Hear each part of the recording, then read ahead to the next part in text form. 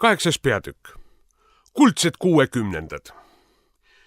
60-ndaid aastaid nimetatakse tänapäeval tihti kuldseteks. Mina igatahes seda mõtet ei jaga. Olen neid aegu näinud, kulda polnud neis grammigi. ENSV juhtkond tegi kurja, mis jaksas, Käbin teeskles kavalal kombel eestimeelset meest ja muutis isegi oma nime Ivanist Johanneseks.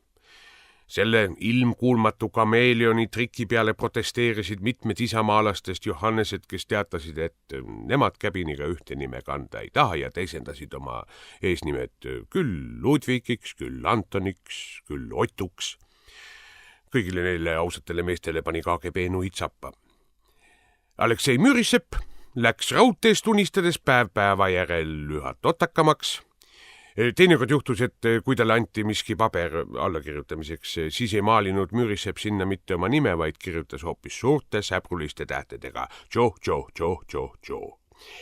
Ja nii kaua, kuni tal pliiats käest võeti. Peldikus käies kraapis ta poti kohale noaga sõna rong ehk jälle vedur.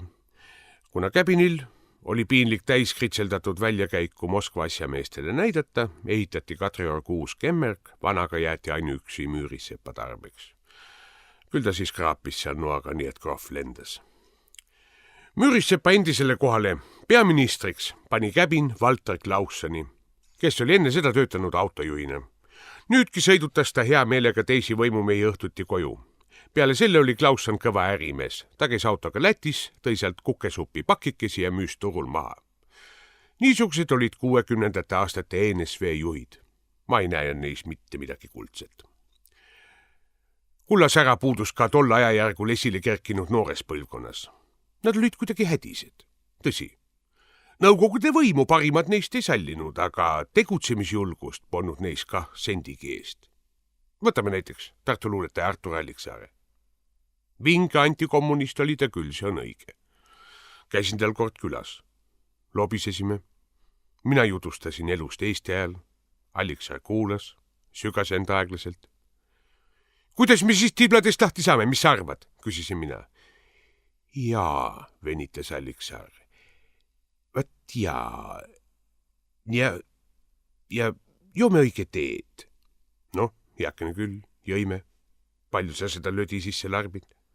Aga Alliksaar paistis olevat nagu käsn. Ning tema sõbrad ka. Mingisugused veidrad, karvased norrukid, kes sobrasid määrdunud paberipoognates ja sosistasid riime. Meie õnn, et vana Joss juba hauas on, alustasin mina reipalt. Kui nüüd Käbinist kah lahti saaks. Tšt! Tegid karvased ja osutasid Alliksaarele, kes parajasti oli asunud mingit värssi ette pobisema. Vangutasin pahaselt pead ja pöördusin ühe pika juukselise nooruki poole, kes silmades ärades keeksi sõi. Sain teada, et selle poisi nimi on Paul-Erik Rummo. Oleksid sa valmis Sustravile pommi pähe viskama? Esitasin ma asjaliku küsimuse. Mina tahan hoopis kirjutada Tuhkatriinu mängu, vastas Rummo unistava häälega. Püha taevas, ohkasin mina. Mis Tuhkatriinu? Sa oled sitke poiss. Võiksid võtta põleva tõrviku hammaste vahele, korstna kaudu Toompea lossi tungida ning seal põletada ja laastada nagu möirakaru. Mis sa sellest arvad? Paul-Erik Rummo ütles, et ei taha tõrvikut lõugade vahele võtta. Vaat, sellised inimesed olid need noored poedid. Neis polnud särtsu. Siis tuli minu juurde keegi inimene padjapüür peas ja ütles lämbuva häälega.